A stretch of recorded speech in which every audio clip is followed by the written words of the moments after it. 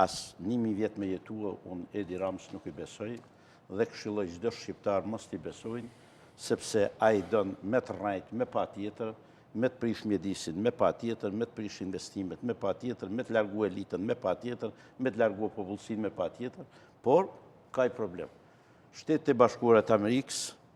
Bashkimi Evropian, vendet mike të Shqipërisë të cilat i falënderoj nga zemra, për shkaqe gjeopolitike, po bojnë gjithë shkat mundu që Shqipëria të integrohet në Bashkimin Evropian dhe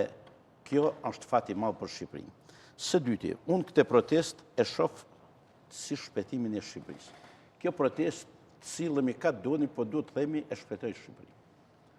Kjo ka qenë shpëtimi i Shqipërisë dhe e bashkoj kombin shqiptar. Unë aty jam qysh natën e parë dhe kam shkuar aty sepse nuk dija se çfarë po bëhet, po kur poshtë që u rrethova nga do studentë, njerëz të ri thanë edhe bërtisnin poshtë komunizmi, thash shqyr që kjo nuk është lëvizje marksiste,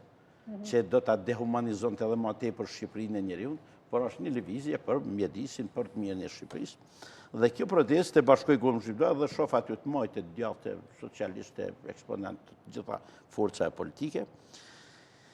Kjo protestë na nderoi, na mbrojti dinitetin dhe fytyrën e zhurritur, e të shkelur me kam, e të ajtun prej goditjeve të kësaj qeverie të papërgjegjshëm, dhe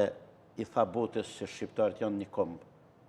i qytetëruar, që reagojnë e nuk janë dele,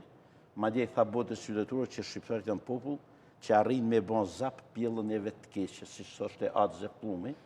këtë rrugaqëri politike e shoqërore e bën zap kur lëviz populli. Tregoj, shoh aty në atë protestë, shoh që ka pjekuri, ka një farë gradualiteti, ka një koordinim shumë i mirë. Unë si jam as drejtues, unë jam thjesht